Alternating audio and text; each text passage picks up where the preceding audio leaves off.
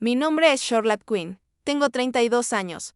Soy oficial comisionada en la Fuerza Aérea de los Estados Unidos.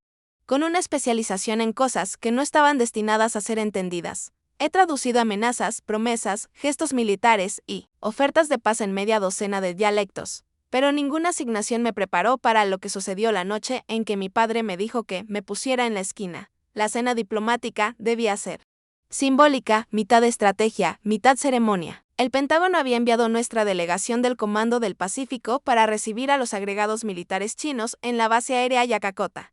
Altos mandos de ambos lados, uniformes elegantes.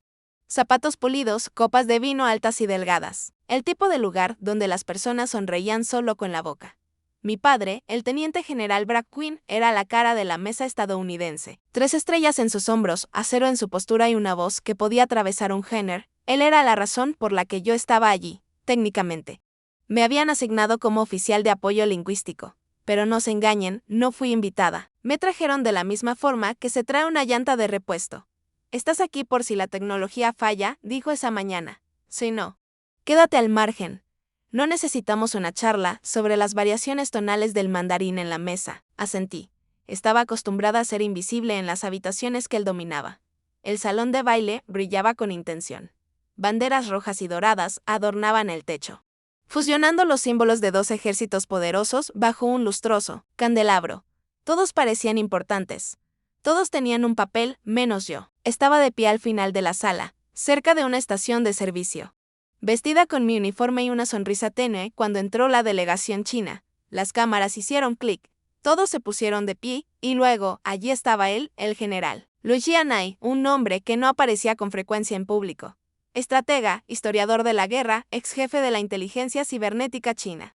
Y ahora se rumorea que es la voz clave en un acuerdo de neutralidad del Pacífico pendiente. Estrechó las manos de los estadounidenses, diciendo poco.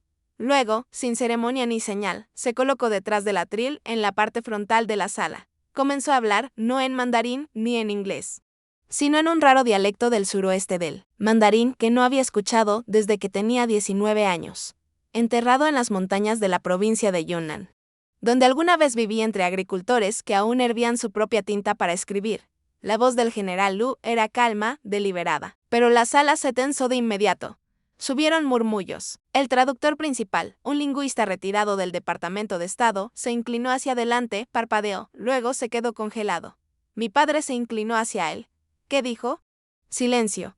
El general siguió hablando. Lo sentí antes de darme cuenta. Esa extraña claridad como estar en medio de una tormenta eléctrica y saber exactamente dónde caerá el siguiente rayo. Mi corazón no se aceleró. Mi respiración no cambió. Simplemente di un paso al frente, desde la esquina. Mi padre me vio. ¿Qué demonios estás haciendo? Sí sé, o por lo bajo. Lo miré a los ojos, lo entiendo, le dije. Él frunció el ceño. Nadie te pidió eso, el general Lu dejó de hablar. Giró lentamente la cabeza hasta que sus ojos se posaron en mí. Incliné la cabeza respetuosamente, luego respondí en su dialecto, honrado general, me disculpo por el retraso. Si me permite. Traduciré para nuestros anfitriones, la sala. Cayó en un silencio tal que se sentía como presión en los pulmones. El general Lu parpadeó una vez, luego asintió y volvió a hablar, aún en el dialecto. Desde este momento, dijo.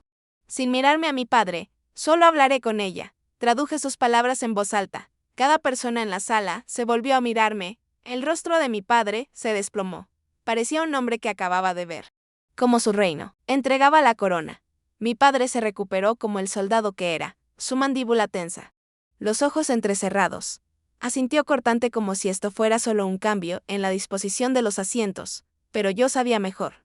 Durante 32 años había visto a este hombre comandar habitaciones con una mirada, suprimir discusiones enteras con una pausa, y esta noche ese poder no le respondía a él. Me respondí a mí. Me aparté del atril. El traductor se retiró en silenciosa humillación. Me posicioné un paso detrás del general Lowu, no a su lado, ni frente a él. Solo lo suficiente para ser visible, pero no imponente. Solo lo suficiente para hacer mi trabajo. El general Lowu quisiera comenzar con un reconocimiento, dije en voz alta. Sabe que esta reunión es simbólica, pero cree que los símbolos solo tienen poder cuando el lenguaje no les falla. Hubo pequeños asentimientos en la sala. La delegación estadounidense se relajó ligeramente. agradecida por cualquier impulso. Mi padre permaneció inmóvil, con las manos detrás de la espalda, los ojos al frente, pero podía sentir el calor irradiando de su silencio. Luego continuó hablando y yo traducía. Su lenguaje era formal. Pero debajo de él había una agudeza, una prueba. Su forma de expresarse era anticuada, llena de referencias a proverbios dinásticos y anécdotas de guerra. Lo igualé palabra por palabra, tono por tono, no solo el significado, sino la música. En un momento, hizo una pregunta retórica que utilizaba un homónimo que hacía referencia tanto al honor como a la deuda. Lo traduje cuidadosamente al inglés con el suficiente filo para que los estadounidenses sintieran el peso de sus palabras. Luego giró ligeramente la cabeza hacia mí y asintió con la cabeza. ¿Aprobación o reconocimiento? Tal vez ambas cosas. Mi padre finalmente volvió a hablar, dirigiéndose a Lowe en inglés. Apreciamos su franqueza, dijo. Aunque espero que también podamos mantener esto práctico. Lowe no respondió. Me miró. Dile, dijo en dialecto. Lo práctico aún debe respetar lo cultural. Traduje. La tensión en la sala cambió. Uno de los asistentes civiles rió nerviosamente. Alguien chocó su copa, demasiado fuerte, y luego Locke agregó una oración más, en voz baja, casi para sí mismo. Una hija entrenada en el silencio es a menudo la que habla cuando importa. No traduje esa parte. Dejé que quedara en el aire solo para mí. Ese fue el momento en que las tornas cambiaron. Ya no era la niña que leía poesía bajo una mosquitera. Ya no era la aficionada a los idiomas que mi padre alguna vez describió a un colega.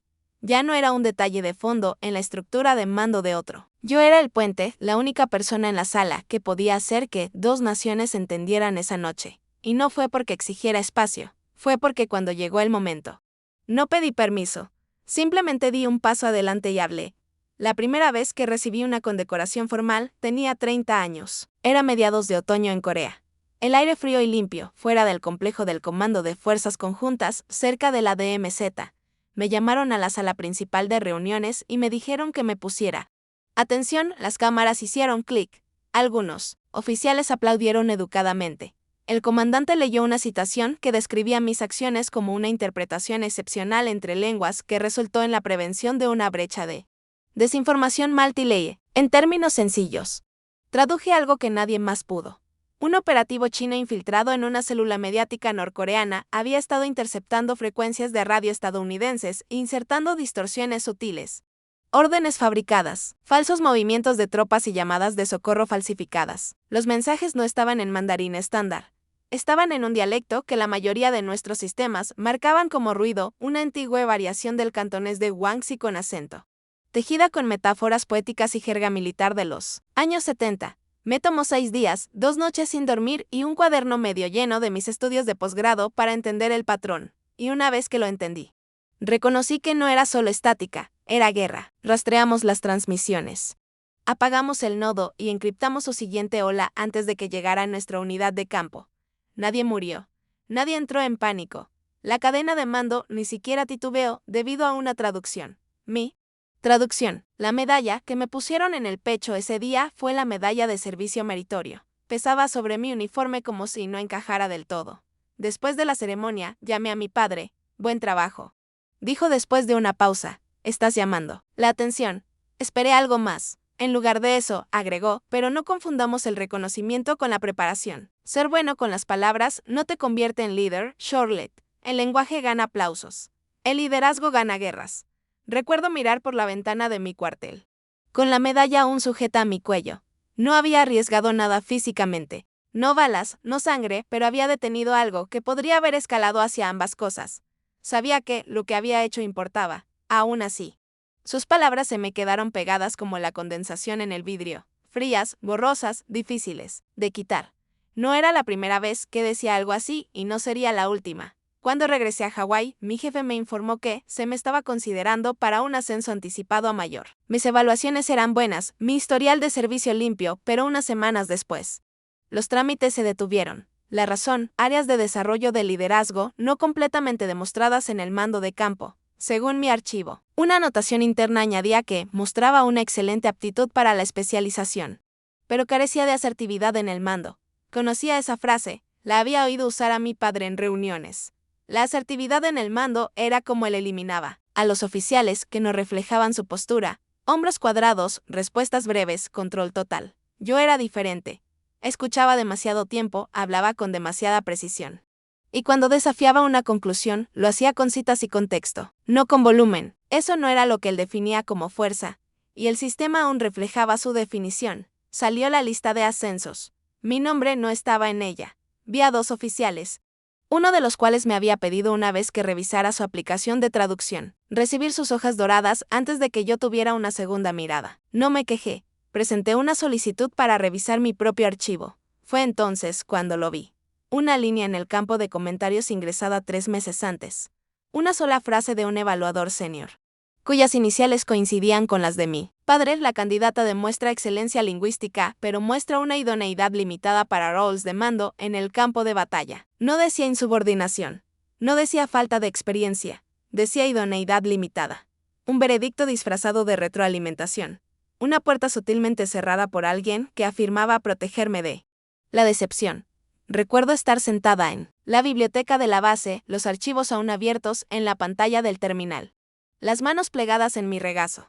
Miré esa frase durante 23 minutos sin moverme. La sala se quedó más silenciosa. El sol se desplazó sobre la mesa. El cursor parpadeaba como un metrónomo y tomé una decisión. No lo desafiaría, no aún. Haría lo que él me enseñó. Observar, analizar, esperar, porque las palabras, a diferencia de las órdenes, no siempre explotan al impactar. A veces, se entierran como semillas y esperan. Mi hermano se llamaba Caleb. Era 5 años mayor que yo, un líder natural, y todo lo que mi padre creía que un soldado debía ser. Decisivo, físico, intrépido. Caleb murió en Afganistán durante la operación Mountain Saber en 2007. Su unidad fue emboscada durante una misión de reconocimiento. Recibió una bala en el cuello mientras intentaba sacar a otro hombre de un Humvee en llamas. Se desangró antes de que llegara el servicio de evacuación médica. Mi padre nunca se recuperó. En el funeral, se quedó tan quieto que parecía una estatua. No una lágrima ni un temblor. Saludó a la bandera mientras la doblaban. Susurró algo para ella por debajo de su aliento y se la entregó a mi madre con un asentimiento que la rompió en 2. Desde ese día, todo en su vida se convirtió en control. Tomó un ascenso al comando del Pacífico. En el transcurso del año, empezó a elegir a su personal a mano. Revisaba los informes de campo personalmente. Se obsesionó con el orden, la jerarquía, las métricas de rendimiento. Cualquier cosa que pudiera hacer que el caos lo obedeciera la próxima vez que apareciera en su puerta. Al principio lo entendí. El duelo hace que las personas construyan paredes, pero con el tiempo, sus paredes se convirtieron en puertas y esas puertas solo se abrían para personas que se parecieran a Caleb. Eso nunca me incluyó a mí. No serví en armas de combate. No comandé unidades de tierra. No llevaba cicatrices en mi piel. Estudié sintaxis y subtexto. Llevaba códigos, no rifles. Y cuanto más competente me volvía en mi campo, más sentía que él se apartaba. Al principio, pensé que era sutil. Una llamada perdida, después de uno de mis despliegues. Una respuesta breve a un informe detallado que le envié sobre los nuevos clastes dialectales en el sudeste asiático. Un cumplido diluido por la comparación. Eres perspicaz, Charlotte, diferente a tu hermano. Pero perspicaz. Diferente. Siempre diferente. Pensé que tal vez lo estaba imaginando hasta que vi los archivos. Había presentado un informe 6 meses antes sobre el creciente uso de jerga híbrida de mandarín y coreano en comunicaciones cifradas a lo largo del paralelo 38. El análisis era crítico. Señalaba una operación conjunta de influencia diseñada para confundir el rastreo de señales. Tenía pruebas sólidas, grabaciones de audio, registros de descifrado. Patrones civiles. Debería haber llegado al Comité de Revisión de Operaciones Lingüísticas Conjuntas. No lo hizo. Solo me di cuenta porque lo había mencionado en otro informe y no pude encontrar el original en la base de datos. Al principio, asumí que lo había archivado mal, pero cuando revisé los registros de auditoría, el archivo mostraba que había sido archivado manualmente, no por razones de seguridad, sino por falta de relevancia para las operaciones estratégicas. La nota de archivo fue firmada por alguien de PCOM con nivel 5 de autorización. Eso lo redujo a 5 oficiales. Revisé sus patrones de evaluación en busca de anomalías. 4 de ellos tenían protocolos consistentes. 1 no. Mi padre. Él había retirado mi informe de circulación y no era el primero. Pasé 3 semanas revisando el sistema durante mis horas libres.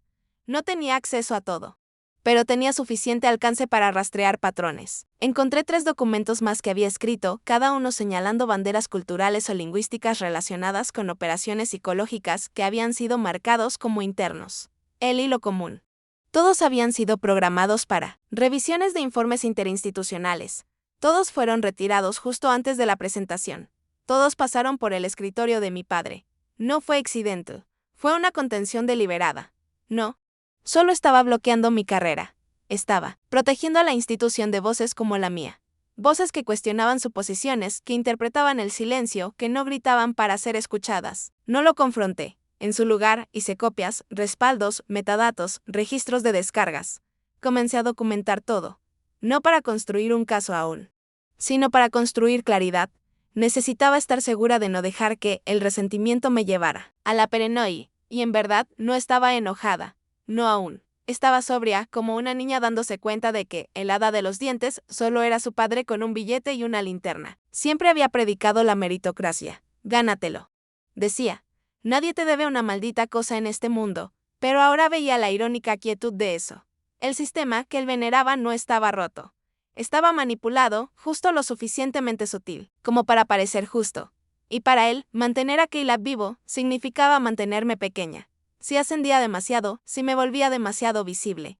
Amenazaba el orden pulido que había construido alrededor de su dolor. Su hijo, el héroe, su hija, la traductora. No podía perder a Caleb otra vez, así que se aseguró de que nadie más lo reemplazara, especialmente no yo.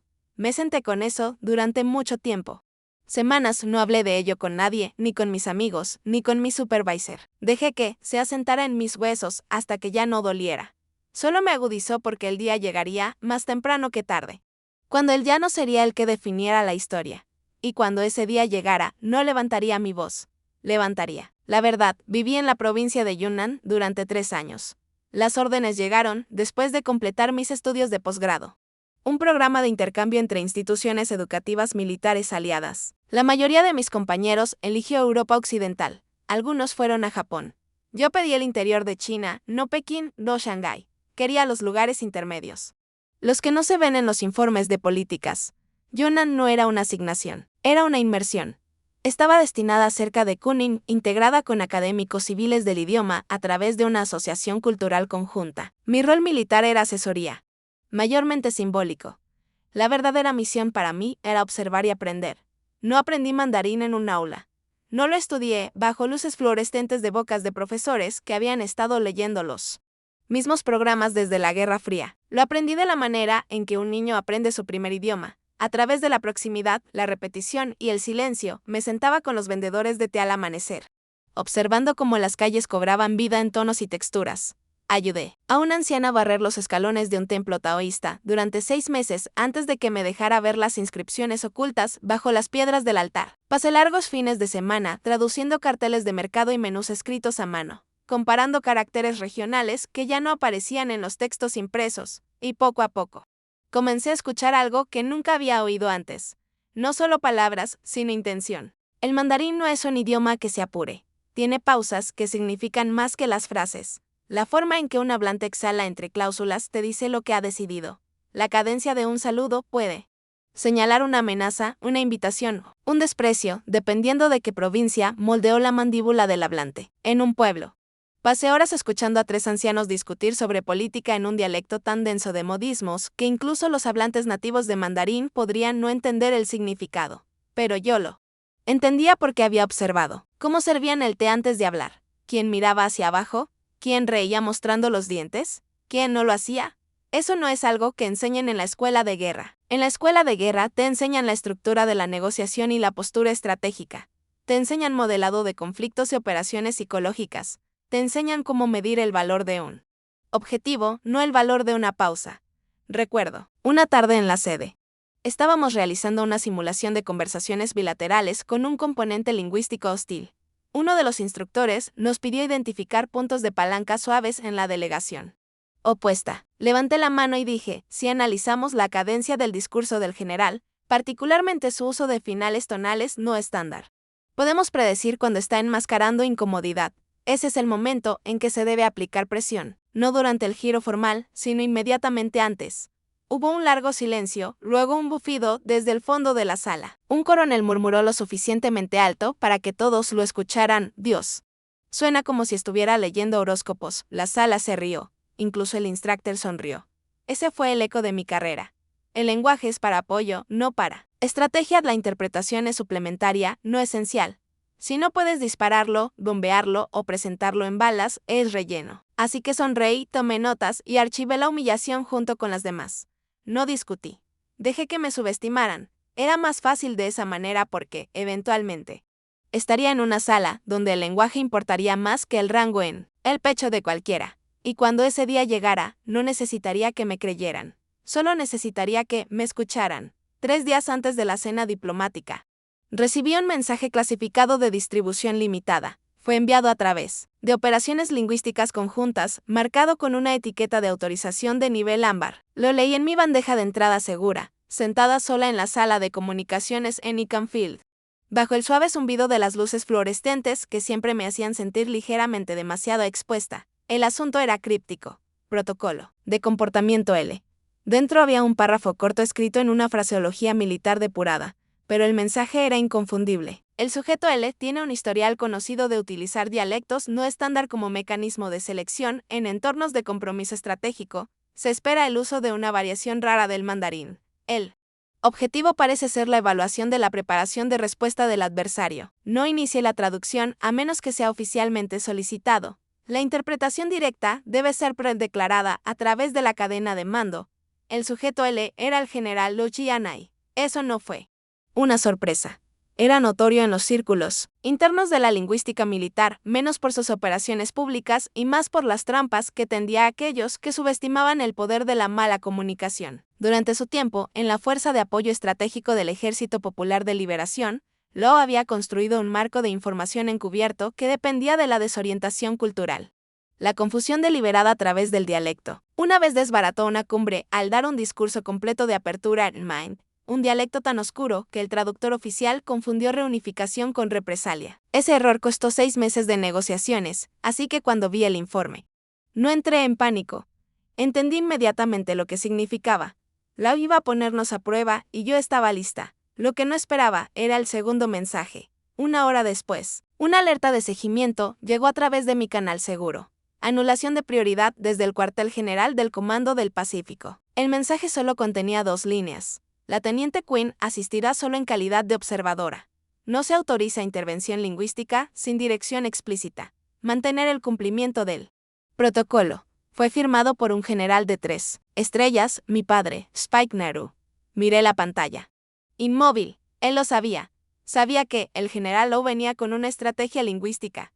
Sabía que nadie más en la sala lo notaría. Y aún así escribió esa línea explícita, fría. Definitiva. No se trataba de seguridad. No se trataba de la cadena de mando. Se trataba de mí. Mi presencia amenazaba su imagen. No porque fuera incompetente, sino porque si yo tenía éxito públicamente, si resolvía un problema que el resto de su delegación no pudo, fracturaría la historia que había construido a su alrededor durante décadas. La historia en la que Caleb era el héroe, donde Brad Quinn era el mentor, donde su hija era brillante pero callada, útil, pero invisible. Preferiría que los estadounidenses perdieran prestigio frente a los chinos a que fuera yo quien los salvase. Lo peor de todo es que ni siquiera me sorprendió. Ese era el costo de tener un padre que nunca te vio por completo. Aprendes a dejar de esperar justicia. Aprendes a tratar la traición como ruido de fondo. Algo que ya no te hace flaquear. Solo anotas, absorbes y archivas como el resto de tus datos de inteligencia. No respondí. No me resistí. En cambio, revisé los archivos de dialecto que había mantenido desde China. Refresqué mi memoria sobre las superposiciones fonéticas en las variantes del mandarín del suroeste, especialmente aquellas que reflejaban las inflexiones de Yunnan. ¿Qué sospechaba lo usaría? Hice prácticas por la noche hablando en voz alta conmigo misma en los antiguos ritmos, afinando mi oído a la cadencia que la mayoría de nuestros dispositivos perderían. Si iba a ser silenciada, sería silenciada completamente preparada. En la mañana de la cena, me recogí el cabello. Presioné mi uniforme con precisión y metí el memorando del informe en el bolsillo de mi capa interior, no porque lo necesitara, sino porque quería cargar con el peso de lo que se me había negado. Viajé en el tercer coche del convoy, sentada detrás de 2 asistentes de alto rango que apenas miraban en mi dirección. Eran educados, pero distraídos, debatiendo cómo estructurar nuestro brindis en caso de que el general se desviara de los puntos planificados. Uno de ellos bromeó, ojalá hable inglés como la última vez. ¿Nadie quiere otro incidente con cantonés? Se rieron. Yo no dije nada. En mi interior Repetía el mismo pensamiento una y otra vez en mi cabeza como un metrónomo silencioso. ¿Sabes lo que dirá antes de que lo diga? ¿Has escuchado esa voz antes? No era arrogancia, era memoria. Aprendí el idioma de Lujiana y de su gente, no de libros de texto, de agricultores, de maestros, de ancianos narradores que susurraban el legado de su provincia en tazones de arroz y pinceles de caligrafía. El idioma que él pensaba que podría usar como un muro. Yo lo aprendí como un puente, pero permanecí en silencio.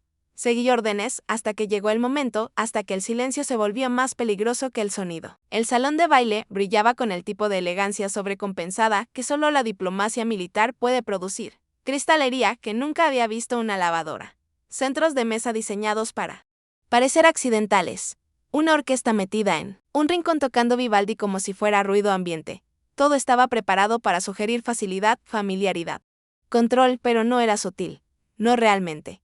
Era el tipo de evento que grita, estamos ganando, pero vamos a fingir que es mutuo. Y el hombre, en el centro de todo eso, proyectado, pulido y elegante, era mi padre. Llevaba su uniforme completo, con las cintas dispuestas como un índice de cada batalla que había comandado o bendecido. Se movía de mesa en mesa con pasos confiados, su voz baja, cálida y performativa. El plano de asientos se había dispuesto, de tal manera que él flanquearía a la delegación china de un lado y al secretario de la Armada del otro.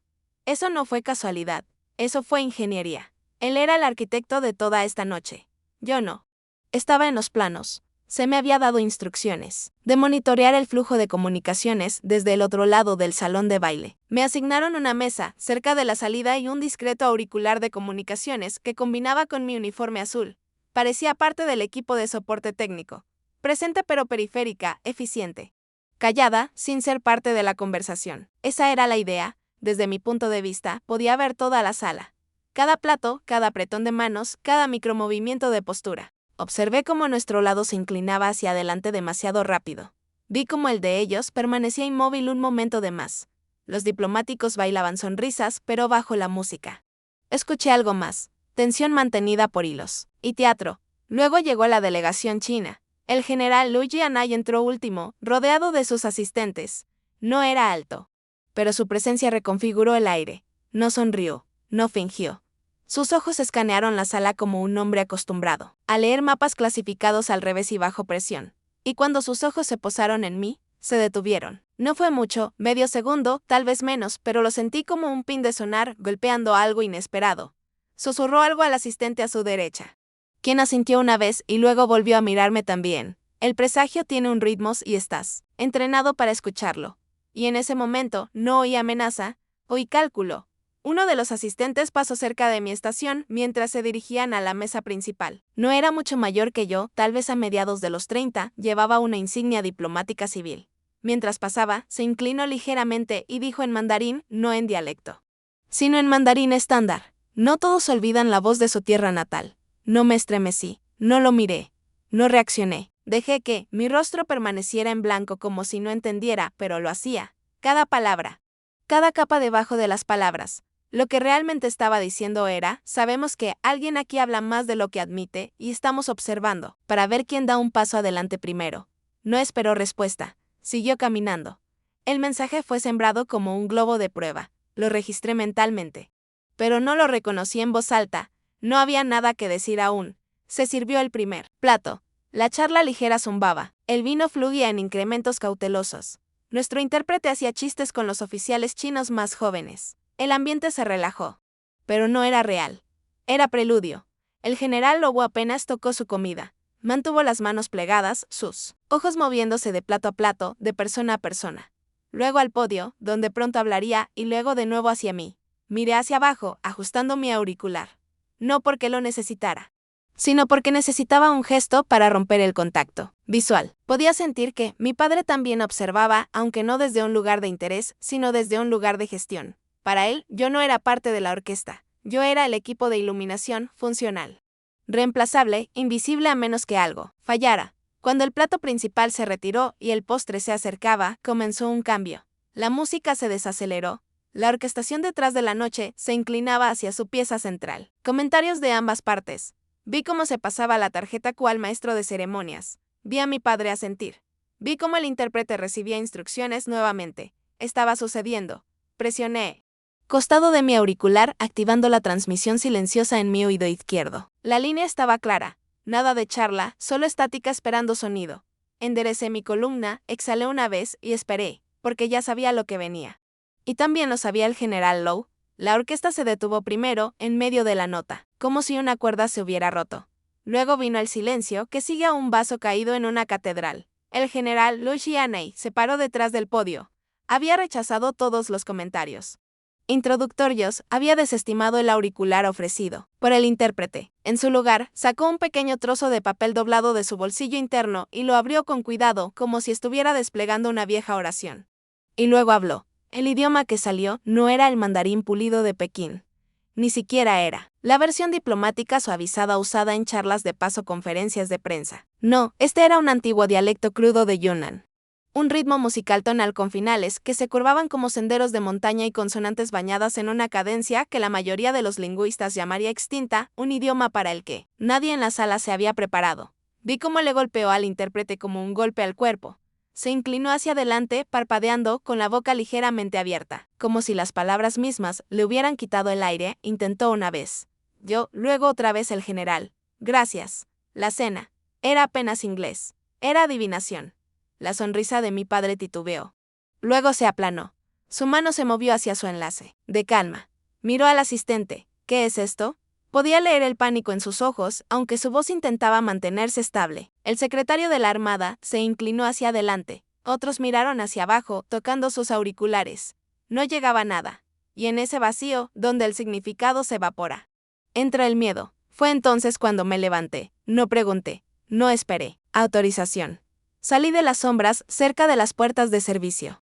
Desenganché el micrófono de backup de mi cuello y caminé hacia el frente como si siempre hubiera pertenecido allí. La voz de mi padre siseó a través de mi auricular. Charlotte, no lo hagas. Pero no me detuve. El sonido de mis tacones en el mármol fue lo único más fuerte que el silencio. Cuando llegué a los pies del podio, me giré ligeramente, no para enfrentarme al general Lowe, sino a la audiencia, y hablé en el mismo dialecto, limpio, claro, con un acento formado por años en el campo de China, perfeccionado en casas de té, en callejones y bibliotecas susurradas. Honrado general, dije en mandarín con la voz firme. El general se giró lentamente para mirarme, su expresión inmutable, pero sus ojos se agudizaron como si acabara de confirmar una teoría. Bajó su papel, con una pequeña inclinación de cabeza. Retomó su discurso, esta vez con un poco más de velocidad, como si ya no estuviera probando, y yo, Charlotte Quinn, comencé a traducir, no palabra por palabra, no rígida, sino intuitivamente. Como una música, interpretando la segunda mitad de un dueto de oído. Les di tono, contexto, ritmo, hice que el lenguaje cobrara vida. En un mundo donde los cables se extienden entre imperios y los satélites llevan susurros a través de los océanos, dijo, no es la voz más ruidosa la que lidera, sino la que entiende el silencio. La sala estaba cautivada. Incluso los camareros se habían detenido, de pie en las salas como soldados atrapados en un alto el fuego repentino. Vi al almirante asentir solo una vez.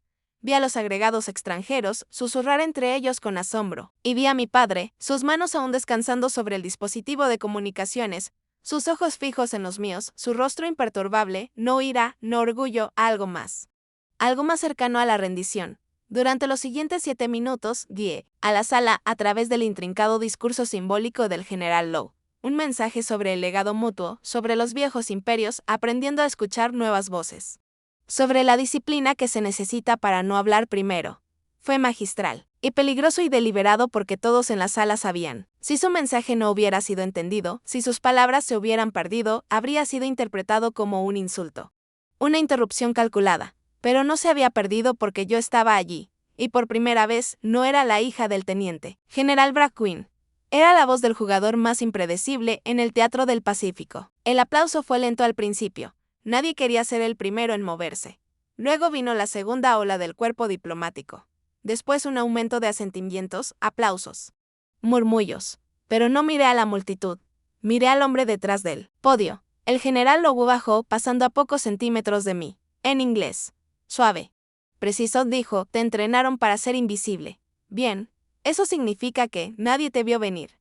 Luego se alejó, y yo me quedé en el espacio que él dejó atrás. El micrófono aún en la mano, el pulso tranquilo. En algún lugar detrás de mí, mi padre permanecía quieto, impotente, en silencio, exactamente donde una vez me dijo que me pusiera de pie. A la mañana siguiente, todo se sentía más tranquilo. Pero solo en la superficie. Entré al centro de comando con la misma placa, el mismo uniforme, el mismo moño apretado contra la parte posterior de mi cuello, sin cinta añadida, sin rango nuevo cosido en mi pecho. Pero la forma en que me miraban había cambiado. Ya no me miraban a través de mí, me notaban. Algunos inclinaban ligeramente la cabeza en reconocimiento, como si aún estuvieran decidiendo si lo que había hecho había sido brillante o desobediencia, o ambas cosas. Otros asentían rápidamente, respetuosamente, como si hubiera pasado una prueba no dicha. Había nuevos nombres en mi bandeja de entrada. Un contraalmirante australiano me había invitado a consultar para una revisión estratégica del Anillo del Pacífico. Un coronel de la delegación coreana envió una nota de agradecimiento breve, elogiando la elegante difusión de una posible ruptura diplomática, y luego estaba el correo electrónico que me hizo detenerme, un mensaje de un asesor, señor japonés con el que había hablado solo 2 veces de pasada.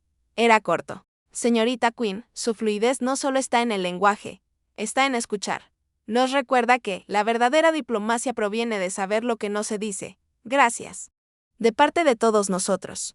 Esa frase me quedó porque, en un mundo donde tanto dependía de lo que se declaraba, anunciaba, documentaba, era raro que alguien notara el valor de la contención. Y sin embargo, mientras el resto del mundo se inclinaba hacia adelante, observándome con más atención, invitándome con una curiosidad educada o una admiración cautelosa, él ni siquiera me miraba. Mi padre, el general Brad Quinn, se sentó frente a mí en una reunión cerrada esa tarde. La sala era beige, fría, a prueba de sonido. 3 oficiales superiores estaban presentes. Todos hablaban con tonos claros y estratégicos sobre protocolo, percepción y enmarcamiento de contingencias. Nadie dijo error, nadie dijo motín. El informe oficial mostraría que intervine a petición de los intérpretes senior cuando un dialecto no anticipado requirió de codificación urgente. Ese fue el compromiso. Mi reputación se protegería, pero también la suya. Cuando terminó la reunión, la gente salió rápidamente. Yo me levanté más lentamente. Recogí mi carpeta. Él también se levantó, pero no se movió. Fuimos los 2 últimos en quedar. Y aún así, no habló. En lugar de eso, me miró. Realmente me miró. Sus ojos escanearon mi rostro como si estuviera buscando algo que se había perdido. Un código que había escrito una vez y olvidado cómo romper. No había furia, no había acusación. Lo que vi allí fue más inquietante. Era miedo. No el tipo que viene de una amenaza nacional o el colapso militar, sino el tipo más silencioso, más personal, el tipo que viene cuando te das cuenta de que has sido superado por tu propia sangre, que ya no estaba bajo su sombra. Yo estaba más allá de ella, y eso fue lo que lo aterraba. No fue el discurso, no fue que hablara, fue que el mundo escuchó, y tal vez el hecho de que nunca le pidiera permiso. No dije nada, no me expliqué ni me disculpé, simplemente sostuve su mirada con calma como si ya no tuviera nada que probar, porque no lo tenía. Pasé a su lado, el olor de su viejo aftershave, mentol fuerte, inquebrantable, aún flotando en el aire. Y en ese momento, pensé en un recuerdo que no había tocado en años. Tenía 10 años. Estábamos en su estudio. Y él pulía una espada montada en la pared. Le pregunté por qué nunca me dejaba tocarla. Dijo, porque el poder no es algo que le das a alguien, es algo que se gana. Y una vez que lo tienen, nadie puede quitárselo. En ese momento, pensé que hablaba de su rango. Ahora sabía que hablaba de control, y esa noche, en la cena diplomática, se lo había quitado sin fuerza, sin exigirlo, solo siendo quien debía ser, sin esperar su asentimiento. Eso lo asustó más que cualquier enemigo podría haberlo hecho. En los días siguientes, cumplí con mis deberes. Silenciosa, eficiente, inquebrantable. Respondí a cada solicitud, me preparé para cada escenario, presenté cada informe con una precisión impecable. Pero por debajo de eso, comencé a recopilar nombres, fechas, rastros de papel. Había comenzado antes de la cena, pero ahora tenía impulso. Sabía dónde buscar. Y finalmente dejé de esperar que él estuviera orgulloso de mí porque, en algún lugar profundo dentro de mí, entendí. Él no quería una hija. Quería un legado. Y yo no era la forma que pensaba que debía tomar. Pero no iba a desaparecer solo para hacerlo sentir más cómodo. Esa era una era que había terminado. El resumen oficial de la cena diplomática fue publicado 2 días después. Un limpio PDF de 7 páginas, encabezados en negrita, citas textuales, gestos diplomáticos destacados. Implicaciones estratégicas suavizadas con lenguaje vago y pulido. Leía como cualquier otro memo desclasificado elaborado para la percepción pública y el registro burocrático. Pero cuando repasé la lista de distribución y eché un vistazo a la sección de contribuyentes, algo me llamó la atención. Mi nombre no estaba allí, ni como traductora, ni como asesora, ni como asistente, en ningún lado. Actualicé el portal. Revisé los metadatos, descargué una segunda versión por si la primera había sido almacenada incorrectamente. Nada. Revisé el registro de borradores, comparé la ruta de autorización. Fue sutil, pero no accidental. Cada otro oficial que había hablado durante esa noche, incluso brevemente, había sido listado. Incluso el enlace de Keating fue mencionado por título. Pero la voz que tradujo el discurso más crucial de la noche, la mía, estaba conspicuamente ausente. Hice clic en el registro de aprobaciones. Mostraba 4 firmas digitales autorizando la liberación final. La última, el teniente general Brad Quinn, mi padre. Claro, lo era. Me recliné en mi silla. Exhalé una vez, no con rabia, ni siquiera con decepción. Eso ya había pasado. Lo que se asentó sobre mí ahora fue una especie de claridad clínica.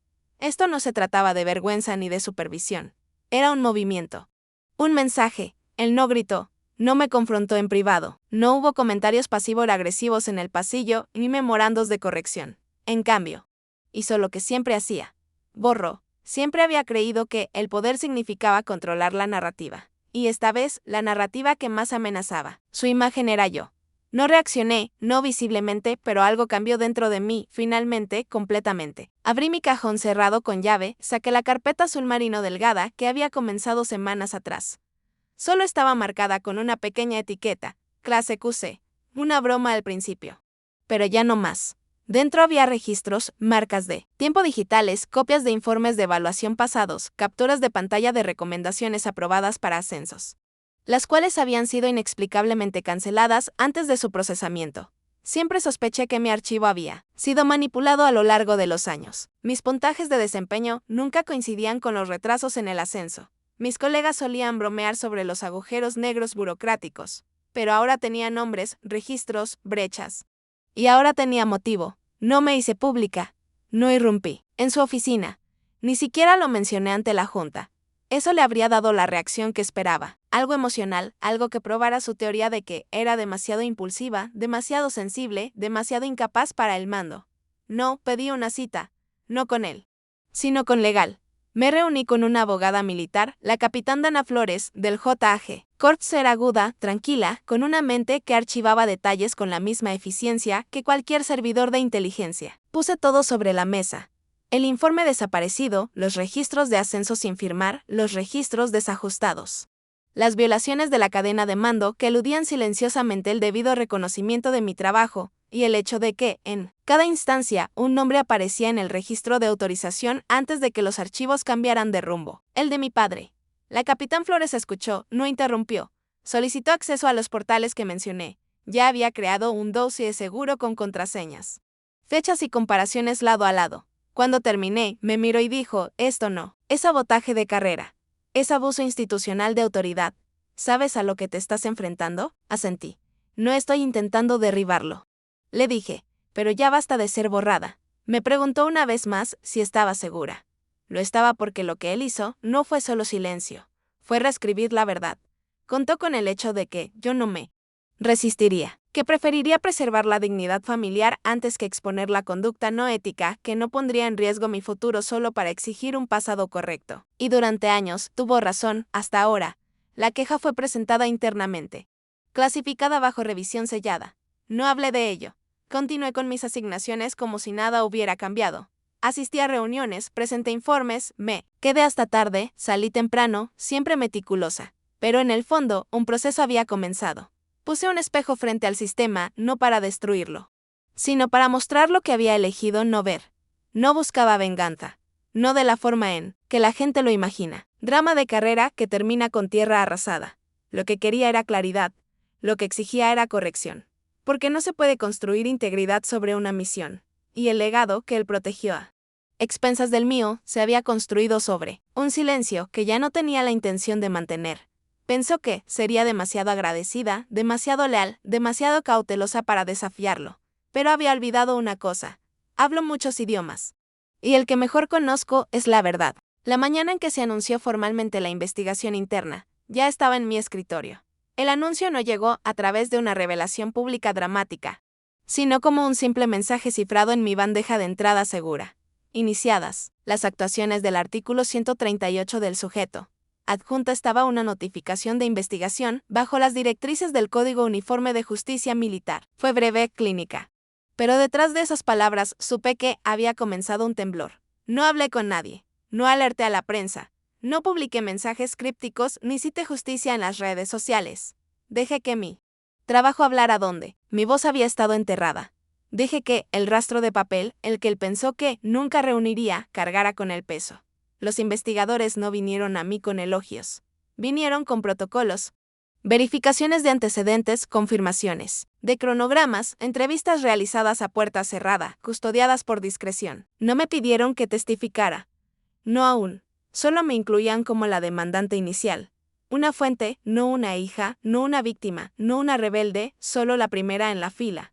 Al final de la segunda semana, se habían presentado 2 informes más. El tercero vino de una mujer a la que apenas conocía. La mayor Eliza Tran. Ella trabajaba en la oficina de adjuntos de defensa. Nuestros caminos se cruzaron una vez en una simulación de estrategia hace años. Recordaba que era brillante, precisa, y visiblemente cansada cada vez que hablábamos. Nunca supe por qué hasta que presentó su informe. Su memorando citaba obstrucciones repetidas en su proceso de autorización, retrasos inexplicables en la reautorización de seguridad, y señales de advertencia puestas en su perfil que provenían, como resultó ser, de la misma oficina de mando, Quinn, mi padre. No hablé con ella, no lo necesitaba. Ella dejó una nota dentro de su presentación, que eventualmente llegó a mí a través de un canal discreto. Te levantaste primero, así que ahora no estoy sola. Me golpeó más fuerte que cualquier reprimenda que haya recibido. 1 se convirtió en 3. 3 en 7. Algunos eran registros enterrados de hace una década. Renuncias silenciosas, jubilaciones inexplicables, mujeres transferidas de puestos clave justo antes de las revisiones de ascenso. Todos ellos seguían un patrón no siempre firmado, pero siempre influenciado, un clima de borrado lento. No fui la única a la que se había silenciado. En algún momento, a mitad de la 4ª semana, pasé por el pasillo del centro de inteligencia, conjunta a una teniente más joven. Me miró con algo más que simple reconocimiento. Una pausa, un destello de reconocimiento, no basado en el rango, sino en la resonancia. Vaciló. Luego, casi en un susurro, dijo, solían decir que las mujeres, como tú, hacían más difícil la vida para el resto de nosotras. Ahora me doy cuenta de que las mujeres como tú lo hicieron posible. No supe qué decir, así que solo asentí una vez y seguí caminando. Mantuve mi silencio. Pero no por miedo esta vez. Estaba observando algo más emerger. Un lenguaje que siempre se había hablado en los pasillos, suprimido, redirigido, ignorado, ahora siendo escuchado, no porque fuera ruidoso, sino porque era consistente. Revisé mis documentos cada noche. No redacté nada. Añadí algunas líneas de tiempo que había olvidado. Las presenté sin comentarios. No buscaba venganza. No intentaba destruir su legado. Estaba destapando el sistema invisible bajo su protección. Una estructura construida sobre el miedo, la lealtad y la suposición de que nadie jamás cuestionaría a un general condecorado, especialmente no su hija. Pero ahora lo estaban cuestionando. Y no lo estaban haciendo porque yo gritara. Lo estaban haciendo porque susurré con pruebas. Una coronel retirada, mujer, presentó una declaración. Su registro mostraba que había sido recomendada para brigadier general en 2013. La recomendación fue retirada silenciosamente. Nunca supo por qué. Fue mi documentación la que le ayudó a darse cuenta de lo que había sucedido. Ella había servido con mi padre. Terminó su informe con esta línea: el costo del silencio es la confianza, el costo de la verdad es el dolor. Yo elijo lo último. Para la 6ª semana, el ejército había convocado un panel de revisión especial. No fue noticia de primera plana, pero en los círculos militares fue un terremoto. Las palabras influencia, de mando, sesgo de género y supresión no oficial del desempeño comenzaron a hacer hilos en los memorandos legales y en los murmullos en los pasillos. Mi padre no se había retirado. No aún. Pero su presencia se había convertido en una sombra. Tanto que se agrandaba como se encogía. Algunos oficiales todavía lo saludaban, pero menos hablaban con facilidad, y yo me convertí en la persona a la que miraban de manera diferente, ya no con simpatía ni incomodidad, sino con algo que se parecía mucho al respeto. No necesitaba aplausos. No quería vindicación en forma de ceremonia. Lo que quería era movimiento. Y eso estaba ocurriendo en silencio. De manera poderosa, archivo por archivo, porque la verdad no siempre derriba puertas. A veces se sienta al otro lado de la mesa, abre una carpeta y reta a la sala a pretender que no existe. No se filtró. Se presentó deliberadamente a través de un canal seguro. Un único archivo de audio con marca de tiempo de hace 3 años. El sobre estaba marcado como evidencia suplementaria para el panel de revisión ética. No reconocí el nombre del remitente, pero sí el nivel de autorización. Alto, silencioso, quirúrgico. El archivo solo duraba 12 minutos, pero solo una frase importaba. En el momento en que la escuché, supe lo que era. Conocía demasiado bien la cadencia de esa voz. La voz de mi padre. Sonaba tranquilo, sereno, no enojado, no cruel. Solo resuelto. Eso lo hacía peor. Estaba hablando con alguien, un colega, tal vez otro general. El contexto se perdía en conversaciones políticas, evaluaciones y planificación futura. Y entonces dijo: es buena, lo admito, pero no puedo dejarla estar por encima de mí, no mi propia hija. Así, sin más, sin acusación, sin ataque, sin revelaciones escandalosas, solo la verdad, desnuda, sin filtros. Y lo suficientemente pequeña como para caber en una sola respiración. Cuando el panel ético reprodujo la grabación, durante los procedimientos a puerta cerrada, yo no estaba en la sala, pero escuché de alguien que sí estaba. Una coronel me envió un mensaje 3 horas después. Se hizo un silencio como una sala, conteniendo la respiración. Nunca vi a un general dejar caer su pluma antes. Le preguntaron a mi padre si era auténtico. No lo negó, no lo excusó. Solo dijo sí. No hubo seguimiento ni ampliación. Esa fue su explicación. Presentó su solicitud de retiro el mismo día, sin declaración pública, sin saludo final, sin cobertura de prensa, sin la bandera doblada cuidadosamente entregada a una esposa que alguna vez supo lo que la ambición reflejaba en los ojos de un hombre. Salió por la puerta lateral del poder, solo. No hubo ceremonia, ni fondo de mármol con estrellas alineadas detrás de él, ni oficiales subalternos conteniendo las lágrimas y la gratitud, ni discurso delegado. Solo una renuncia efectiva de inmediato. No regresó a su residencia en la base. Sus pertenencias fueron empacadas y entregadas en 48 horas. Nadie tocó su placa con su nombre. Se bajó en cuanto se procesó su renuncia. Hubo susurros. Por supuesto, los hubo.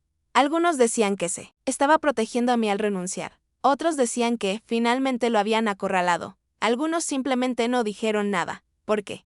¿Qué se puede decir cuando el hombre que diseñó las políticas durante 20 años se va sin más que un apretón de manos? No me sentí triunfante. No me sentí quebrada. Me sentí quieta, como el momento después de un terremoto, cuando el polvo no se ha asentado, pero el temblor ha cesado.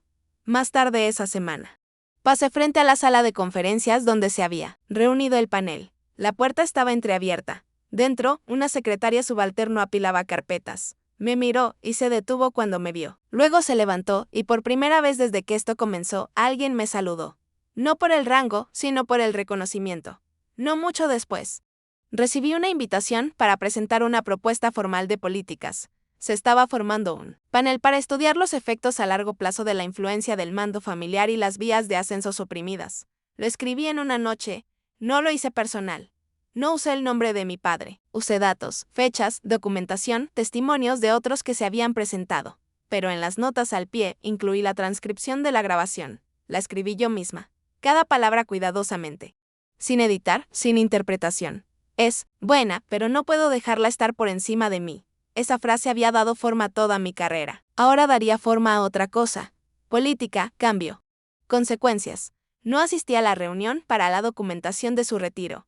No me invitaron y no habría ido, pero escuché que firmó todo en silencio. Sin contacto visual, sin comentarios, finales, solo iniciales, solo plumas sobre papel. Así fue como construyó su carrera, sobre firmas y silencio. Era apropiado, de alguna manera, que el silencio también lo terminara. Más tarde esa noche, encontré una vieja foto enterrada entre mis archivos. Yo, con 8 años. De pie junto a él en uniforme completo.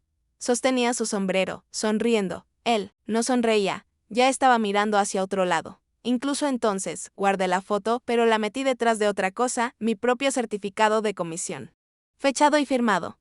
El documento que él alguna vez intentó bloquear. Hay una tristeza extraña que llega con sobrevivir al legado de tu padre.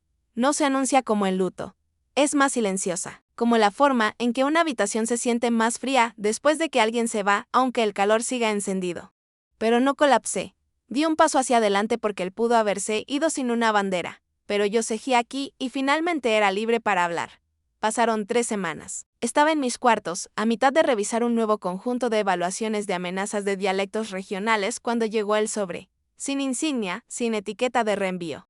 Solo mi nombre, escrito a mano con una letra que no había visto en años, su letra. Estuve mirándolo por mucho tiempo, más de lo que me gustaría admitir.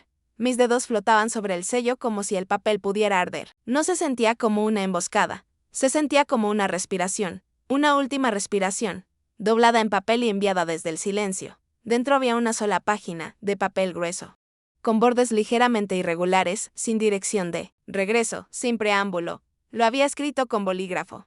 Charlotte, no pediré tu perdón, no lo espero. No intentaré explicar lo que hice. Esto no es una justificación, es solo la verdad. O al menos lo que queda de ella. Dejé de leer, dejé que las palabras se asentaran como cenizas, luego continué.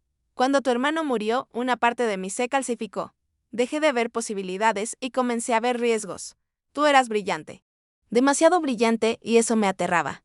No se suponía que tú cargaras con la carga. Pensé que, si te mantenía en segundo plano, estarías a salvo.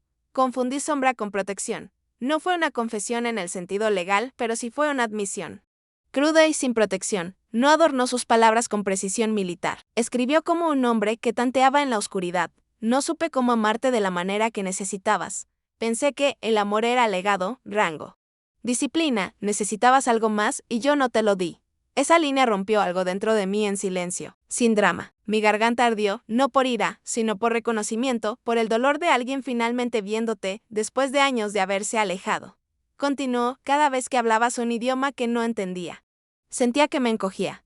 No porque dudara de ti, sino porque sabía que ibas a lugares para los que no tenía mapa. Me senté en el borde de mi cama. Doblaba la carta por la mitad. Luego la abrí nuevamente, porque algunas palabras no están destinadas a ser leídas solo una vez. Algunas verdades merecen el sonido del papel doblándose bajo tus dedos. No supe cómo criar a una hija que podía adelantarme. Eso nunca se me mostró. Pero eso no significa que no te hayas ganado todo. Lo hiciste. Lo haces. No había firma. Solo una línea al final. Sigue. Avanzando. Eso fue todo. No pidió una llamada. No invitó a una conversación. No había indicios de reconciliación ni súplica por redención. Pero en ese párrafo final había algo más valioso para mí que el perdón o el arrepentimiento. Había reconocimiento, no frente a una audiencia, no en un tribunal, sino en el espacio entre un padre y su hija. Me vio no como un reflejo de sus fracasos, no como un error que debía manejar, sino como una persona completa, independiente, y por primera vez. Me di cuenta de que no lo necesitaba para que estuviera detrás de mí o a mi lado, o siquiera creyera en mí. Solo necesitaba que dejara de negar lo que me había convertido. Y ahora, en tinta que temblaba ligeramente con la edad, lo había hecho. Puse la carta en mi cajón, no para enterrarla, sino para guardarla como un registro, no de cierre, sino de cambio. No lloré de inmediato, pero esa noche, cuando la base estuvo tranquila, cuando el viento afuera presionaba suavemente contra las ventanas y el mundo olvidó rugir, me senté en mi silla y dejé que las lágrimas cayeran, no porque estuviera triste, sino porque algo pesado se había levantado. No borrado, solo nombrado. Y eso fue suficiente 2 meses después de la carta. Recibí mi nombramiento. Subdirectora del Programa de Inteligencia Estratégica Lingüística y Cultural. No celebré. No le conté a nadie. No inmediatamente. Solo miré las órdenes oficiales en mi bandeja de entrada. El texto negro me miraba de vuelta como un eco de cada momento silencioso que había soportado. No se sintió como venganza, ni siquiera se sintió como vindicación, se sintió como alineación, como algo que siempre debió haber sido mío, finalmente alcanzando el lugar al que ya había caminado.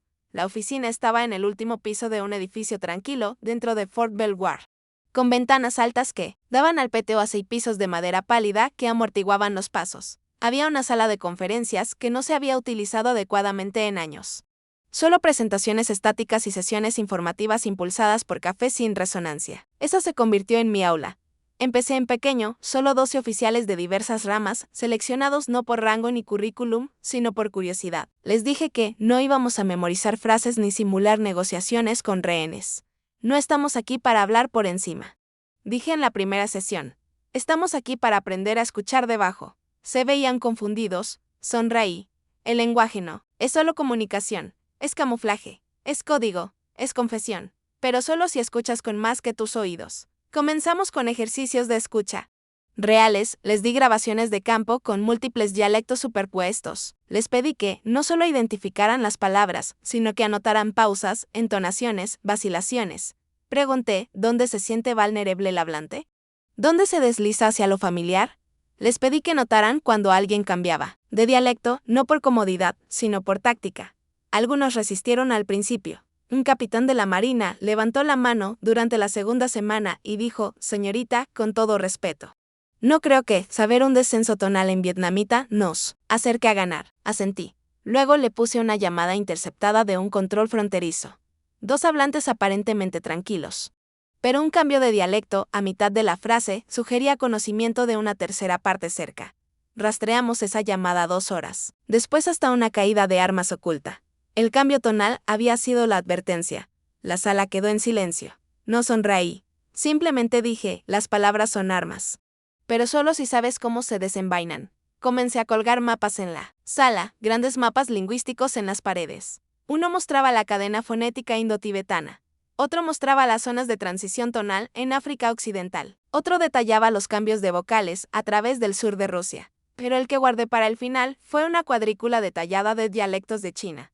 Docenas de alfileres rojos marcaban las provincias mandarín, cantonés, Wu, Xi'an, Hakka, Gen, Jin. Y allí, en la esquina superior izquierda del mapa, había un conjunto de terreno desvanecido, Yunnan.